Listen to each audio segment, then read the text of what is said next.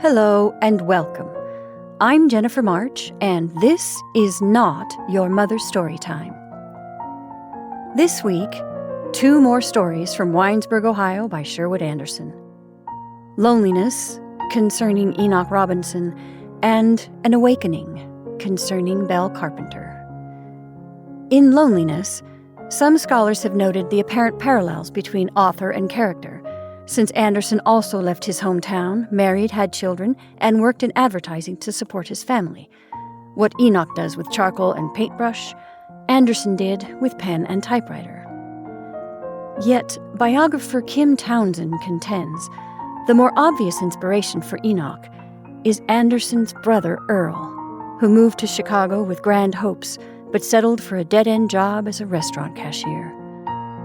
To Anderson, writes Townsend, his brother always symbolized the sensitive, lonely, vulnerable people of America.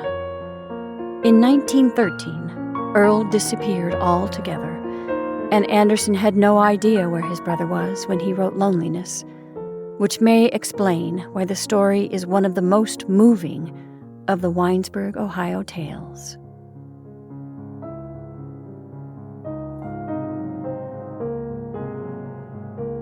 And now, Loneliness, concerning Enoch Robinson.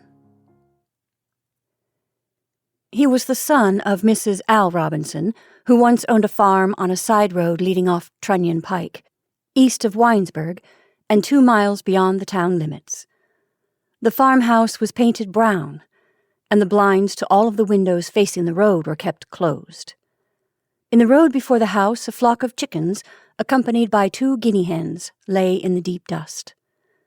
Enoch lived in the house with his mother in those days, and when he was a young boy, went to school at Winesburg High School. Old citizens remember him as a quiet, smiling youth, inclined to silence. He walked in the middle of the road when he came into town and sometimes read a book. Drivers of teams had to shout and swear to make him realize where he was, so that he would turn out of the beaten track and let them pass. When he was 21 years old, Enoch went to New York City and was a city man for 15 years. He studied French and went to an art school, hoping to develop a faculty he had for drawing. In his own mind, he planned to go to Paris and to finish his art education among the masters there. But that never turned out. Nothing ever turned out for Enoch Robinson. He could draw well enough, and he had many odd, delicate thoughts hidden away in his brain that might have expressed themselves through the brush of a painter. But he was always a child, and that was a handicap to his worldly development. He never grew up. And of course he couldn't understand people, and he couldn't make people understand him. The child in him kept bumping against things, against actualities like money and sex and opinions. Once he was hit by a streetcar and thrown against an iron post. That made him lame. It was one of the many things that kept things from turning out for Enoch Robinson. In New York City, when he first went there to live and before he became confused and disconcerted by the facts of life, Enoch went about a good deal with young men. He got into a group of other young artists, both men and women, and in the evenings they sometimes came to visit him in his room. Once he got drunk and was taken to a police station, where a police magistrate frightened him horribly, and once he tried to have an affair with a woman of the town met on the sidewalk before his lodging house. The woman and Enoch walked together 3 blocks, and then the young man grew afraid and ran away. The woman had been drinking, and the incident amused her. She leaned against the wall of a building and laughed so heartily that another man stopped and laughed with her. The 2 went away together, still laughing, and Enoch crept off to his room, trembling and vexed. The room in which young Robinson lived in New York faced Washington Square and was long and narrow like a hallway. It is important to get that fixed in your mind. The story of Enoch is, in fact, the story of a room, almost more than it is the story of a man. And so into the room in the evening came young Enoch's friends. There was nothing particularly striking about them, except that they were artists of the kind that talk, Everyone knows of the talking artists. Throughout all of the known history of the world, they have gathered in rooms and talked. They talk of art and are passionately, almost feverishly in earnest about it. They think it matters much more than it does. And so these people gathered and smoked cigarettes and talked, and Enoch Robinson, the boy from the farm near Winesburg, was there. He stayed in a corner, and for the most part, said nothing. How his big blue childlike eyes stared about. On the walls were pictures he had made, crude things, half-finished. His friends talked of these. Leaning back in their chairs, they talked and talked, with their heads rocking from side to side. Words were said about line and values and composition, lots of words, such as are always being said. Enoch wanted to talk too, but he didn't know how. He was too excited to talk coherently. When he tried, he sputtered and stammered, and his voice sounded strange and squeaky to him. That made him stop talking. He knew what he wanted to say, but he knew also that he could never by any possibility say it. When a picture he had painted was under discussion, he wanted to burst out with something like this. "You don't get the point," he wanted to explain. "The picture you see doesn't consist of the things you see and say words about. There is something else, something you don't see at all, something you aren't intended to see. Look at this one over here by the door here, where the light from the window falls on it. The dark spot by the road, that you might not notice at all, is, you see, the beginning of everything. There is a clump of elders there, such as used to grow beside the road before our house back in Winesburg, Ohio. And in among the elders, there is something hidden. It is a woman. That's what it is. She has been thrown from a horse, and the horse has run away out of sight. Do you not see how the old man who drives a cart looks anxiously about? That is Thad Grayback, who has a farm on the road. He is taking corn to Winesburg to be ground into meal at Comstock's mill. He knows there is something in the elders, something hidden away, and yet he doesn't quite know. It's a woman, you see. That's what it is. It's a woman, and, oh, she is lovely. She is hurt and is suffering, but she makes no sound. Don't you see how it is? She lies quite still, white and still, and the beauty comes out of her and spreads over everything. It is in the sky back there and all around everywhere. I didn't try to paint the woman, of course. She is too beautiful to be painted. How dull to talk of composition and such things. Why do you not look at the sky and then run away as I used to do when I was a boy back there in Winesburg, Ohio? That is the kind of thing young Enoch Robinson trembled to say to the guests who came into his room when he was a young fellow in New York City. But he always ended by saying nothing. Then he began to doubt his own mind. He was afraid the things he felt were not going to get expressed in the pictures he painted. In a half-indignant mood, he stopped inviting people into his room and presently got into the habit of locking the door. He began to think that enough people had visited him, that he did not need people any more. With a quick imagination, he began to invent his own people, to whom he could really talk, and to whom he explained the things he had been unable to explain to living people. His room began to be inhabited by the spirits of men and women, among whom he went, in his turn saying words. It was as though everyone Enoch Robinson had ever seen had left him with some essence of himself, something he could mold and change to suit his own fancy, something that understood all about such things as the wounded woman behind the elders in the pictures.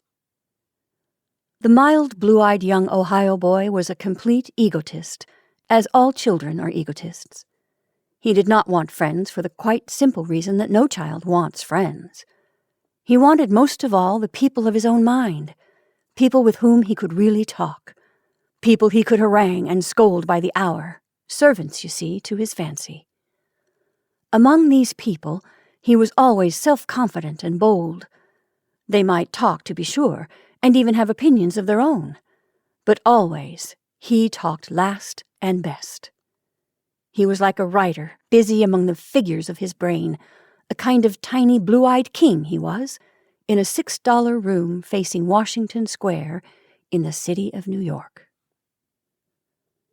Then Enoch Robinson got married. He began to get lonely, and he wanted to touch actual flesh and bone people with his hands. Days passed when his room seemed empty. Lust visited his body, and desire grew in his mind. At night, strange fevers burning within kept him awake. He married a girl who sat in a chair next to his own in the art school, and went to live in an apartment house in Brooklyn. 2 children were born to the woman he married, and Enoch got a job in a place where illustrations are made for advertisements. That began another phase of Enoch's life. He began to play a new game. For a while he was very proud of himself in the role of producing citizen of the world. He dismissed the essence of things and played with realities. In the fall, he voted at an election, and he had a newspaper thrown on his porch each morning. When in the evening he came home from work, he got off a streetcar and walked sedately along behind some businessmen, striving to look very substantial and important. As a payer of taxes, he thought he should post himself on how things are run. "I'm getting to be some moment, a real part of things, of the state and the city and all that," he told himself with an amusing miniature air of dignity. Once, coming home from Philadelphia, he had a discussion with a man met on a train. Enoch talked about the advisability of the government's owning and operating the railroads, and the man gave him a cigar. It was Enoch's notion that such a move on the part of the government would be a good thing, and he grew quite excited as he talked. Later he remembered his own words with pleasure. "I gave him something to think about, that fellow," he muttered to himself as he climbed the stairs to his Brooklyn apartment. To be sure, Enoch's marriage did not turn out. He himself brought it to an end. He began to feel choked and walled in by the life in the apartment, and to feel toward his wife and even toward his children as he had felt concerning the friends who once came to visit him.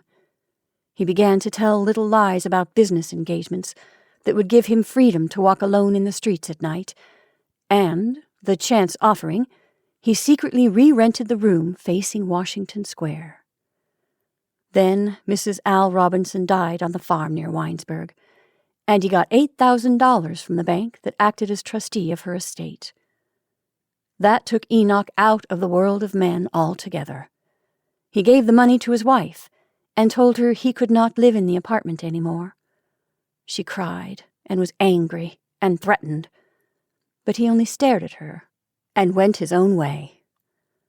In reality, the wife did not care much. She thought Enoch slightly insane and was a little afraid of him. When it was quite sure that he would never come back, she took the 2 children and went to a village in Connecticut where she had lived as a girl. In the end, she married a man who bought and sold real estate and was contented enough. And so Enoch Robinson stayed in the New York room among the people of his fancy, playing with them, talking to them, happy as a child is happy. They were an odd lot, Enoch's people. They were made, I suppose, out of real people he had seen and who had for some obscure reason made an appeal to him. There was a woman with a sword in her hand, an old man with a long white beard who went about followed by a dog, a young girl whose stockings were always coming down and hanging over her shoe tops. There must have been 24 of the shadow people, invented by the child mind of Enoch Robinson, who lived in the room with him. And Enoch was happy. Into the room he went and locked the door. With an absurd air of importance, he talked aloud, giving instructions, making comments on life. He was happy and satisfied to go on making his living in the advertising place, until something happened. Of course, something did happen. That is why he went back to live in Winesburg, and why we know about him. The thing that happened was a woman. It would be that way. He was too happy. Something had to come into his world. Something had to drive him out of the New York room to live out his life, an obscure, jerky little figure, bobbing up and down on the streets of an Ohio town at evening, when the sun was going down behind the roof of Wellesley Moyer's livery barn.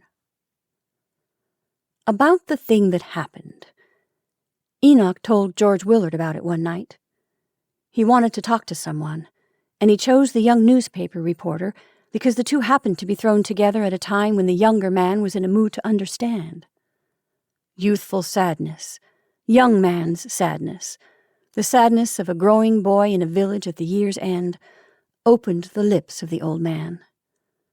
The sadness was in the heart of George Willard, and was without meaning, but it appealed to Enoch Robinson. It rained on the evening when the two met and talked, a drizzly, wet October rain. The fruition of the year had come, and the night should have been fine with a moon in the sky and the crisp, sharp promise of frost in the air. But it wasn't that way. It rained, and little puddles of water shone under the street lamps on Main Street. In the woods, in the darkness beyond the fairground, water dripped from the black trees. Beneath the trees, wet leaves were pasted against the tree roots that protruded from the ground. In gardens back of houses in Winesburg, dry, shriveled potato vines lay sprawling on the ground. Men who had finished the evening meal and who had planned to go uptown to talk the evening away with other men at the back of some store changed their minds. George Willard tramped about in the rain and was glad that it rained. He felt that way. He was like Enoch Robinson on the evenings when the old man came down out of his room and wandered alone in the streets. He was like that, only that George Willard had become a tall young man and did not think it manly to weep and carry on. For a month his mother had been very ill, and that had something to do with his sadness, but not much.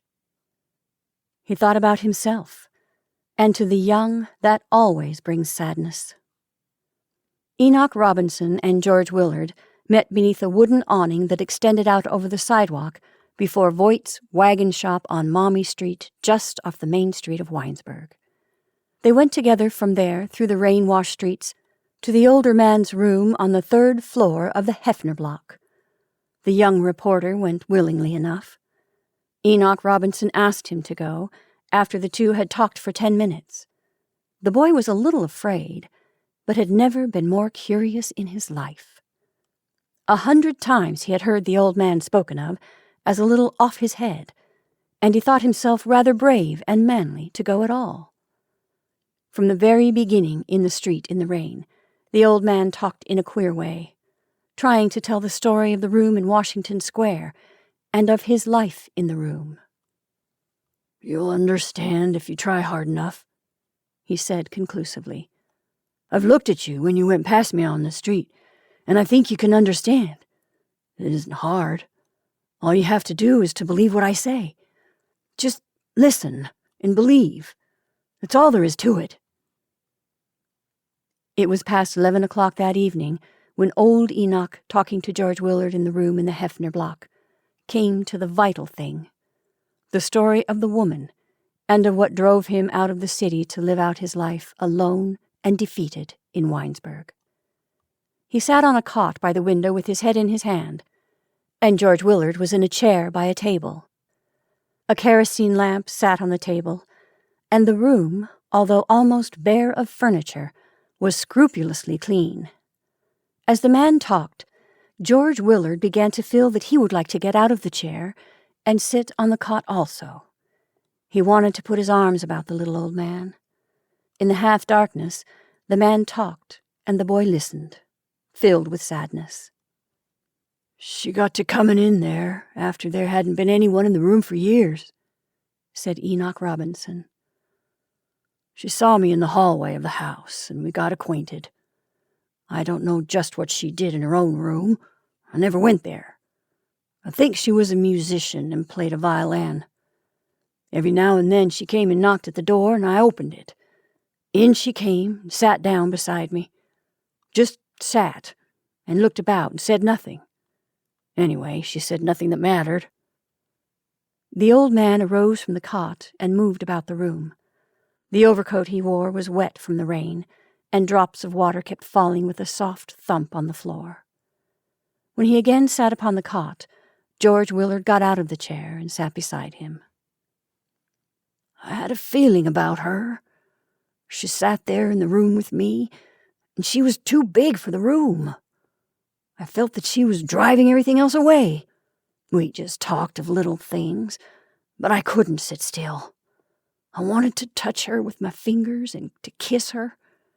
Her hands were so strong and her face was so good, and she looked at me all the time. The trembling voice of the old man became silent, and his body shook from a chill. I was afraid, he whispered. I was terribly afraid. I didn't want to let her come in when she knocked at the door, but I couldn't sit still. No, no, I said to myself, but I got up and opened the door just the same. She was so grown up, you see. She was a woman. I thought she would be bigger than I was there in that room. Enoch Robinson stared at George Willard, his childlike blue eyes shining in the lamplight. Again he shivered. I wanted her, and all the time I didn't want her, he explained. Then I began to tell her about my people, about everything that meant anything to me. I tried to keep quiet, to keep myself to myself, but I couldn't. I felt just as I did about opening the door. Sometimes I ached to have her go away and never come back any more. The old man sprang to his feet, and his voice shook with excitement. One night something happened. I became mad to make her understand me, and to know what a big thing I was in that room. I wanted her to see how important I was. I told her over and over. And when she tried to go away, I ran and locked the door. I followed her about. I talked and talked, and then all of a sudden, things went to smash. A look came into her eyes, and I knew she did understand. Maybe she had understood all the time. I was furious. I couldn't stand it. I wanted her to understand, but don't you see? I couldn't let her understand. I felt that then she would know everything, that I would be submerged, drowned out, you see. That's how it was. I don't know why. The old man dropped into a chair by the lamp, and the boy listened, filled with awe. Go away, boy, said the man. Don't stay here with me any more. I thought it might be a good thing to tell you, but it isn't. I don't want to talk any more. Go away. George Willard shook his head, and a note of command came into his voice. Don't stop now. Tell me the rest of it, he commanded sharply. What happened? Tell me the rest of the story. Enoch Robinson sprang to his feet and ran to the window that looked down into the deserted main street of Winesburg. George Willard followed. By the window the two stood, the tall, awkward boy-man and the little, wrinkled man-boy. The childish, eager voice carried forward the tale. I swore at her, he explained. I said vile words. I ordered her to go away and not come back. Oh, I said terrible things. At first she pretended not to understand, but I kept at it. I screamed and stamped on the floor. I made the house ring with my curses. I didn't want ever to see her again. And I knew, after some of the things I said, that I never would see her again. The old man's voice broke, and he shook his head. Things went to smash, he said quietly and sadly.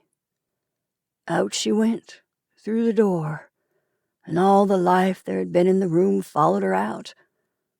She took all of my people away. They all went out through the door after her. That's the way it was. George Willard turned and went out of Enoch Robinson's room.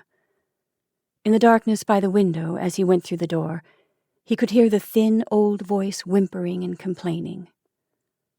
I'm alone, all alone here, said the voice.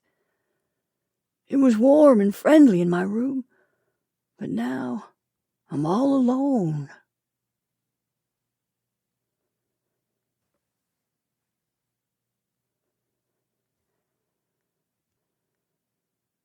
An Awakening, concerning Belle Carpenter.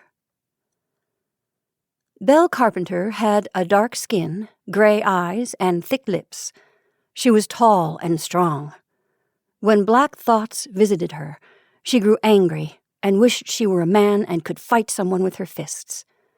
She worked in the millinery shop kept by Mrs. Kate McHugh, and during the day sat trimming hats by a window at the rear of the store.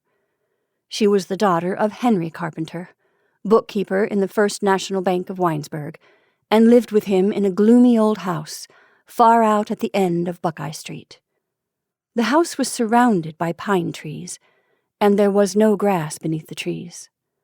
A rusty tin eaves trough had slipped from its fastenings at the back of the house, and when the wind blew, it beat against the roof of a small shed, making a dismal drumming noise that sometimes persisted all through the night. When she was a young girl, Henry Carpenter made life almost unbearable for Belle.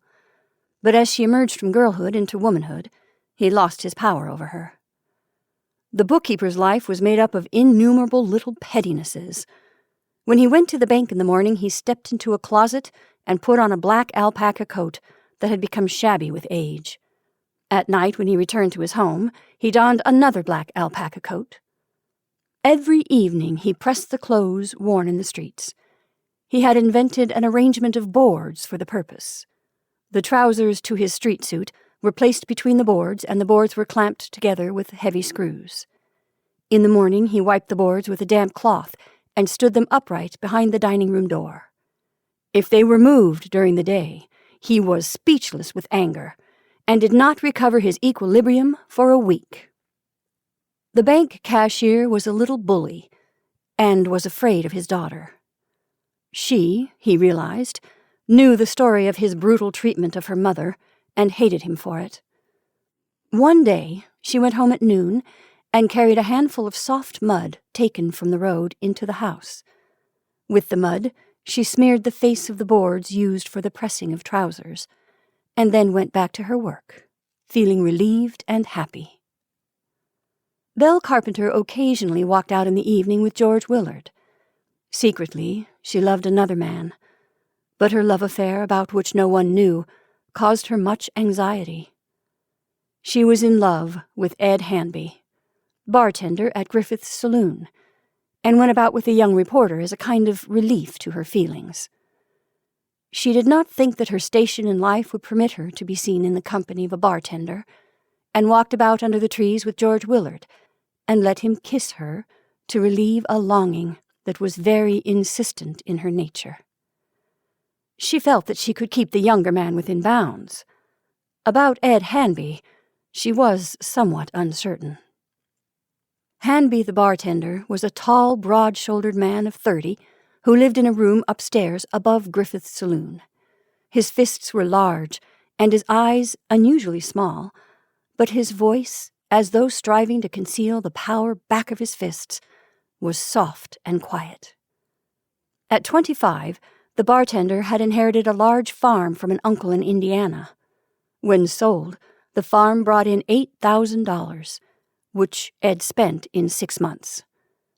Going to Sandusky on Lake Erie, he began an orgy of dissipation, the story of which afterward filled his hometown with awe. Here and there he went, throwing the money about, driving carriages through the streets, giving wine parties to crowds of men and women, playing cards for high stakes, and keeping mistresses whose wardrobes cost him hundreds of dollars. One night at a resort called Cedar Point, he got into a fight and ran amok like a wild thing. With his fists, he broke a large mirror in the washroom of a hotel, and later went about smashing windows and breaking chairs in dance halls for the joy of hearing the glass rattle on the floor, and seeing the terror in the eyes of clerks who had come from Sandusky to spend the evening at the resort with their sweethearts.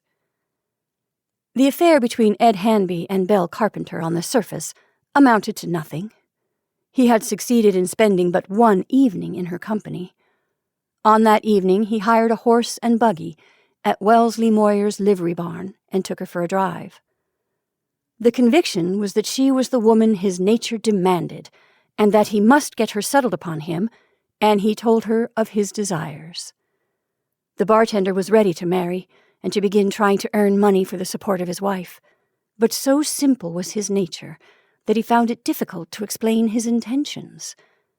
His body ached with physical longing, and with his body he expressed himself. Taking the milliner into his arms and holding her tightly in spite of her struggles, he kissed her until she became helpless. Then he brought her back to town and let her out of the buggy. "When I get a hold of you again, I'll not let you go. You can't play with me," he declared as he turned to drive away. Then, jumping out of the buggy, he gripped her shoulders with his strong hands. "I'll keep you for good next time," he said. "You might as well make up your mind to that. It's you and me for it, and I'm going to have you before I get through." One night in January, when there was a new moon, George Willard, who was in Ed Hanby's mind the only obstacle to his getting Belle Carpenter, went for a walk. Early that evening, George went into Ransom Surbuck's pool room with Seth Richmond and Art Wilson, son of the town butcher. Seth Richmond stood with his back against the wall and remained silent, but George Willard talked. The pool room was filled with Winesburg boys, and they talked of women. The young reporter got into that vein. He said that women should look out for themselves, that the fellow who went out with a girl was not responsible for what happened. As he talked, he looked about, eager for attention. He held the floor for 5 minutes, and then Art Wilson began to talk. Art was learning the barber's trade in Cal Prouse's shop, and already began to consider himself an authority in such matters as baseball, horse racing, drinking, and going about with women. He began to tell of a night when he, with 2 men from Winesburg, went into a house of prostitution at the county seat. The butcher's son held a cigar in the side of his mouth, and as he talked, spat on the floor. "The women in the place couldn't embarrass me, although they tried hard enough," he boasted. "One of the girls in the house tried to get fresh, but I fooled her. As soon as she began to talk, I went and sat in her lap. Everyone in the room laughed when I kissed her. I taught her to let me alone." George Willard went out of the pool room and into Main Street. For days the weather had been bitter cold, with a high wind blowing down on the town from Lake Erie, 18 miles to the north. But on that night, the wind had died away, and a new moon made the night unusually lovely. Without thinking where he was going or what he wanted to do, George went out of Main Street and began walking in dimly lighted streets filled with frame houses. Out of doors, under the black sky filled with stars, he forgot his companions of the pool room. Because it was dark and he was alone, he began to talk aloud. In a spirit of play, he reeled along the street, imitating a drunken man, and then imagined himself a soldier clad in shining boots that reached to his knees, and wearing a sword that jingled as he walked. As a soldier, he pictured himself as an inspector, passing before a long line of men who stood at attention.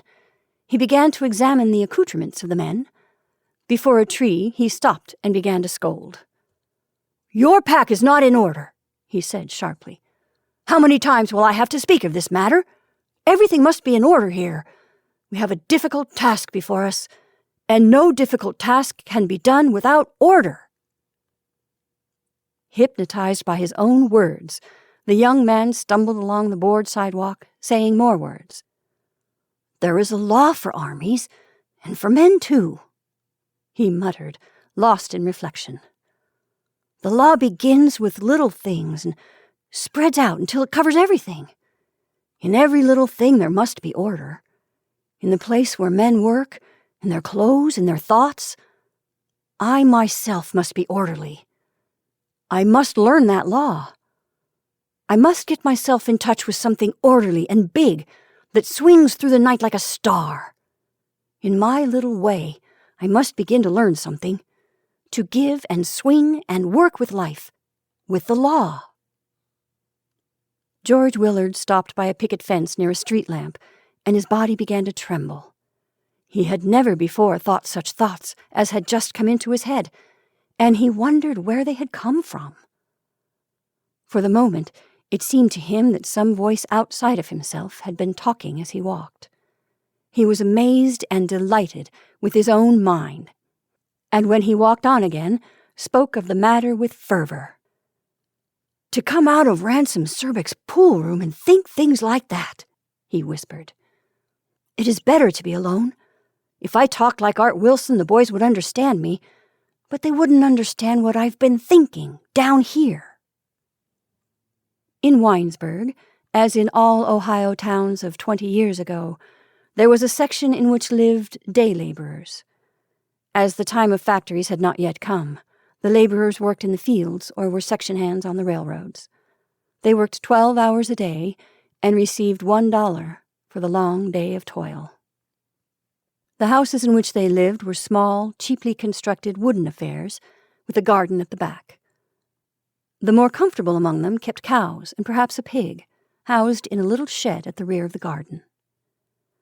With his head filled with resounding thoughts, George Willard walked into such a street on the clear January night. The street was dimly lighted, and in places there was no sidewalk. In the scene that lay about him there was something that excited his already aroused fancy. For a year he had been devoting all of his odd moments to the reading of books, and now some tale he had read concerning life in old-world towns of the Middle Ages came sharply back to his mind, so that he stumbled forward with the curious feeling of one revisiting a place that had been a part of some former existence. On an impulse, he turned out of the street and went into a little dark alleyway behind the sheds, in which lived the cows and pigs. For a half-hour he stayed in the alleyway, smelling the strong smell of animals too closely housed, and letting his mind play with the strange new thoughts that came to him. The very rankness of the smell of manure in the clear, sweet air awoke something heady in his brain.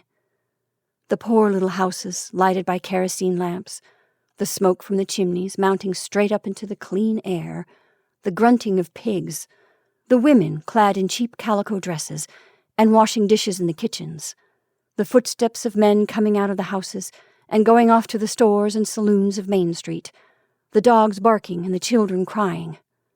All of these things made him seem, as he lurked in the darkness, oddly detached and apart from all life. The excited young man, unable to bear the weight of his own thoughts, began to move cautiously along the alleyway. A dog attacked him and had to be driven away with stones, and a man appeared at the door of one of the houses and swore at the dog. George went into a vacant lot and, throwing back his head, looked up at the sky. He felt unutterably big and remade by the simple experience through which he had been passing, and in a kind of fervor of emotion put up his hands, thrusting them into the darkness above his head, and muttering words.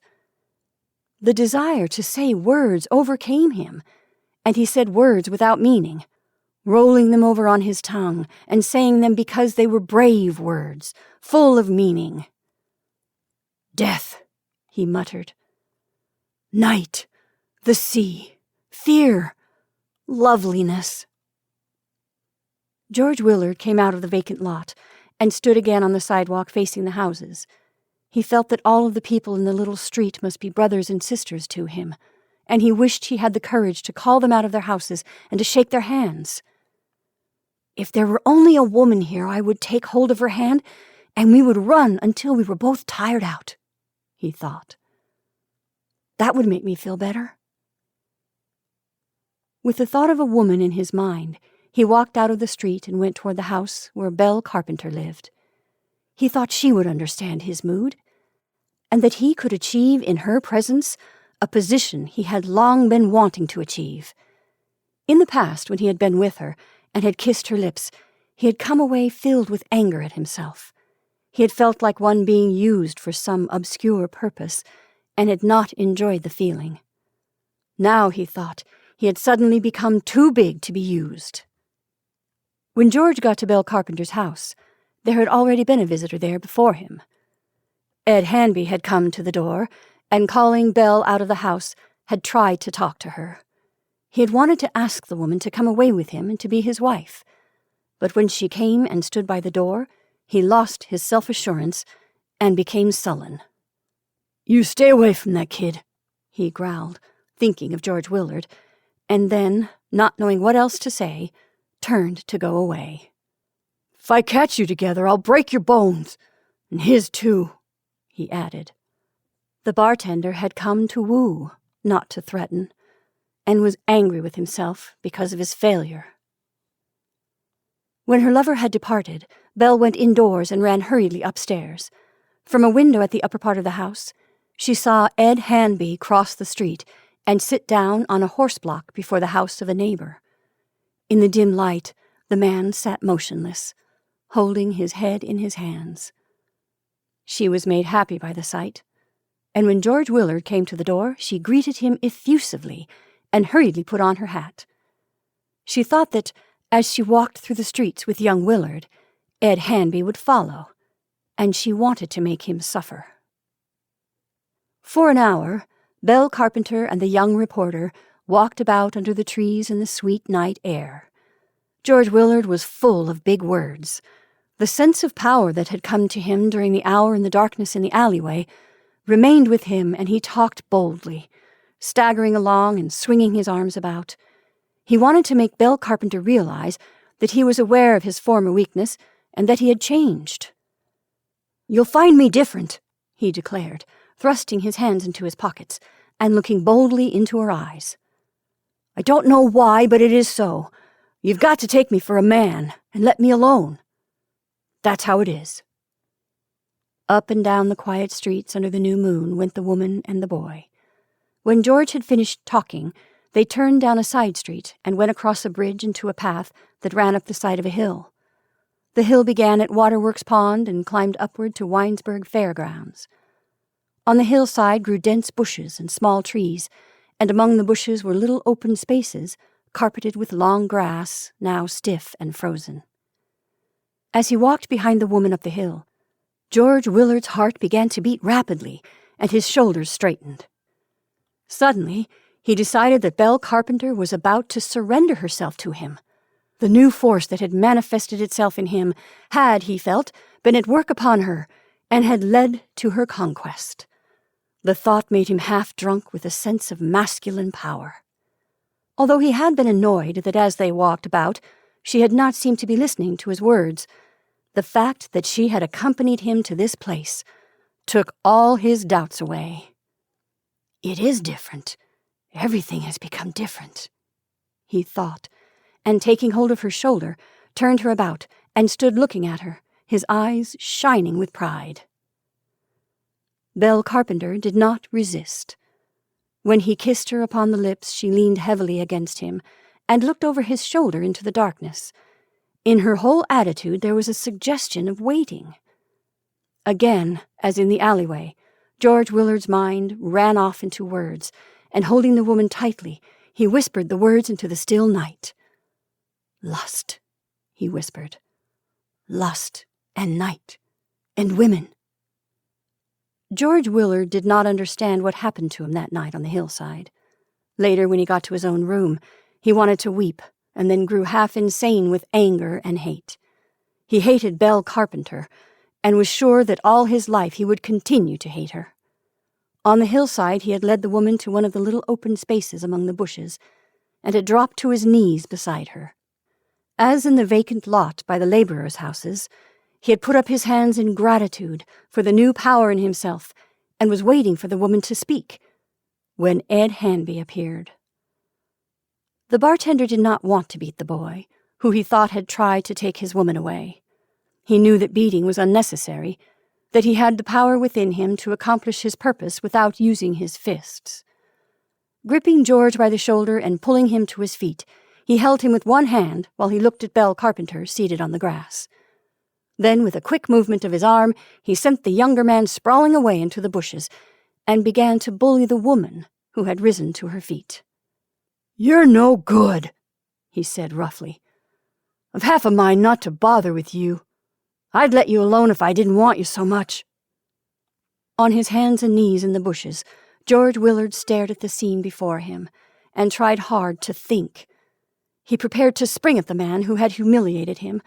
To be beaten seemed to be infinitely better than to be thus hurled ignominiously aside. 3 times the young reporter sprang at Ed Hanby, and each time the bartender, catching him by the shoulder, hurled him back into the bushes. The older man seemed prepared to keep the exercise going indefinitely, but George Willard's head struck the root of a tree, and he lay still. Then Ed Hanby took Belle Carpenter by the arm and marched her away. George heard the man and woman making their way through the bushes. As he crept down the hillside, his heart was sick within him. He hated himself, and he hated the fate that had brought about his humiliation.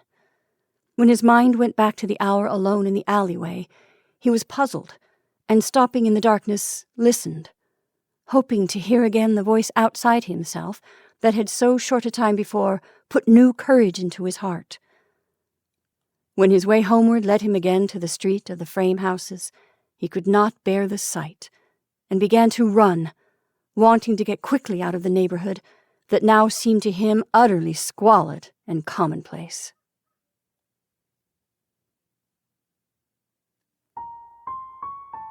And those are our stories for this evening. I hope you enjoyed Loneliness and An Awakening from Winesburg, Ohio by Sherwood Anderson. Thank you for listening. I'm Jennifer March, and this is not Your Mother's Storytime.